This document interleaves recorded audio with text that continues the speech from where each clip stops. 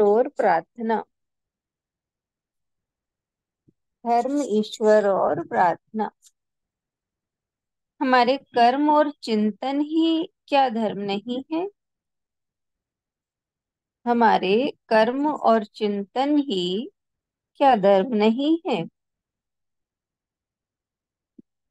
वह क्या जो कर्म भी नहीं, चिंतन भी नहीं, केवल एक जिज्ञासा, एक विस्मय है जो निरंतर आत्मा से फूटा करता है। तब भी जब तुम्हारे हाथ पत्थर काट रहे होते हैं या करघे पर ताना बाना बुन रहे होते हैं, अपने कर्म से आस्था को या अपने पेशे से विश्वास को कौन अलग कर सकता है? फिर से पढ़ती हूँ। हमारे कर्म और चिंतन ही क्या धर्म नहीं है? वह क्या जो कर्म भी नहीं, चिंतन भी नहीं, केवल एक जिज्ञासा, एक विस्मय है जो निरंतर आत्मा से फूटा करता है।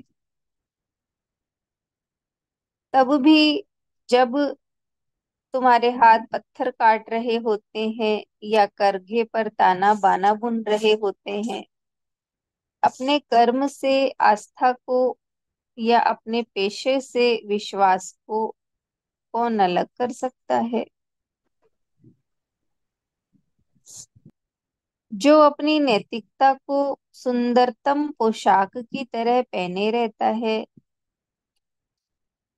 बेहतर है कि वह नंगा ही रहे। जो अपना आचरण नैतिक मूल्यों से बखानते हैं, वे अपने गीत गाने वाले पक्षी को पिंजरे में डाल देते हैं। मुक्त गान कांटेदार लोहे की जाली और तारों से नहीं आता। तुम्हारा प्रतिदिन का जीवन ही तुम्हारा मंदिर और धर्म है। जब भी उसमें प्रवेश करो, अपना सर्वस्व लेकर ही जाओ।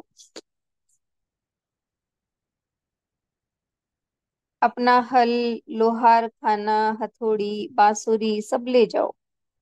वे चीजें जिन्हें तुमने अपनी जरूरत या आनंद के लिए बनाया है। यदि तुम ईश्वर को जानना चाहो तो पेचीदा पहेलियां सुलझाने वाले मत बनो। अपने इर्द गिर्द देखो, तुम उसे बच्चों में खेलता पाओगे। आकाश की ओर देखो, वह बादलों के साथ चलता दिखाई देगा, बिजलियों में अपनी बाहें फैलाएगा और बारिश के साथ धरती पर उतर आएगा। ईश्वर के प्रति प्रार्थना तुम्हारे आत्मा का पारलौकिक चेतन तत्व में विस्तार ही है।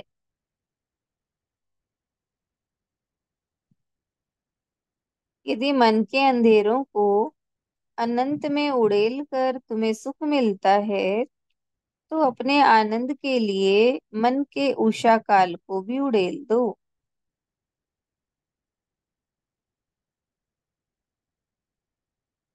और आत्मा की पुकार पर प्रार्थना करते समय तुम्हें रुलाई आती हो, तो तुम्हारा आत्मा तब तक तुम्हें प्रेरित करता रहेगा जब तक तुम हंस ना दो। जब तुम प्रार्थना करते हो तो तुम अपने स्थूल अस्तित्व से ऊपर उठकर उन सब से भेंट करते हो जो उस समय प्रार्थनारत होते हैं।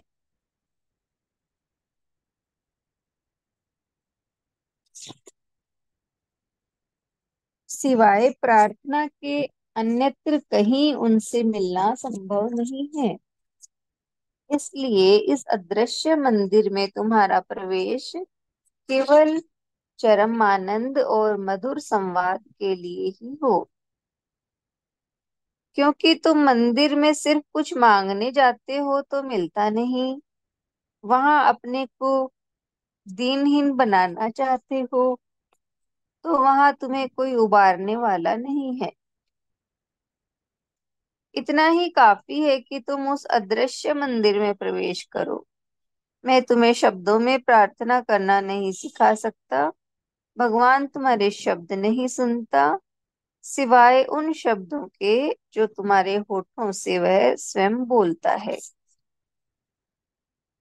मैं तुम्हें पर्वत, वन, सागर की प्रार्थनाएं नहीं सिखा सकता, पर तुम जो पर्वतों, जंगलों और सागर में जन्मे हो, अपने ही हृदय में उनकी प्रार्थना खोज सकते हो। रात की स्तब्धता में यदि सुन सको, तो वे उस मौन में कहते हुए सुनाई देंगे, ईश्वर, तुम हमारा गतिमान रूप हो। तुम्हारी इच्छा ही हम में पूर्ण होती है। तुम्हारी प्रेरणा से ही हमारी रातें दिनों में बदलती है। ये रातें और दिन तुम्हारे ही हैं। हम तुमसे कुछ नहीं मांग सकते, क्योंकि तुम तो हमारी जरूरतों को उनके जन्म से पहले ही जान जाते हो। इतना ही है लेसन। धर्म, ईश्वर और प्रार्थना। तो यही बताया कि क्या हमारे कर्म और चिंतन ही क्या धर्म नहीं है? यानी केवल धर्म के लिए हम कुछ कर्म करें तो क्या वो धर्म है? या केवल हम कोई भी कर्म कर रहे हैं उसके साथ हमारे ईश्वर का चिंतन चलता है, तो क्या वो धर्म नहीं है? तो यही बताया कि क्या हमारे कर्म और चिंतन ही क्या धर्म नहीं है? तो जब हम पत्थर भी काट रहे होते हैं या करघा बुन रहे होते हैं, तो कहा कि अपने कर्म से आस्था को या पेशे से विश्वास को अलग कौन कर सकता है? यानी जिसके भीतर में आस्था और विश्वास है भगवान के प्रति, वो कुछ भी काम कर रहा हो, उसके साथ उसका आस्था और विश्वास बना ही है। तो ये धर्म ही तो है कि कर्म के साथ चिंतन चल रहा है। तो क्या ये धर्म नहीं है? और जो केवल नैतिकता की सुंदर पोशाक पहने रहता है, तो कहा वो नंगा ही भला। यानी जो बाहर से तो बहुत अच्छा बनता है, लेकिन भीतर में छल कपट है, तो इससे बढ़िया तो वो जैसा है वैसा ही ठीक है। ऊपर से अच्छा बनने की जरूरत नहीं। वही जैसे कौवा हंस के पंख लगा ले या मोर के लगा ले तो वो मोर नहीं बन जाता। उसी तरह बताया जो अपना आचरण नैतिक मूल्यों से बखानते हैं, तो वे अपने आप को कैद ही रखते हैं। इसलिए बताया कि हमारा प्रतिदिन का जीवन ही हमारा मंदिर और धर्म है। यानी हम जो डेली प्रतिदिन जो जीवन जी रहे हैं, वही मंदिर और धर्म है। उसी में ही हमें प्रवेश करना है और अपना सर्वस्व लेकर जाना है। जो भी चीजें हमें अपने आनंद के लिए चाहिए, वो सब लेकर हमें अपने प्रतिदिन के जीवन में प्रवेश करना है, जिससे हम मंदिर और धर्म दोनों को अनुभव कर सकें। यानी अपने भीतर की के प्रेम, भीतर के भाव, सच्चाई, सत्य, सबको साथ लेकर हम अपना प्रतिदिन का जीवन जिए इसी भाव से, तो पूरा ही हमारा जीवन ही मंदिर और हमारा जीवन ही धर्म बन जाएगा।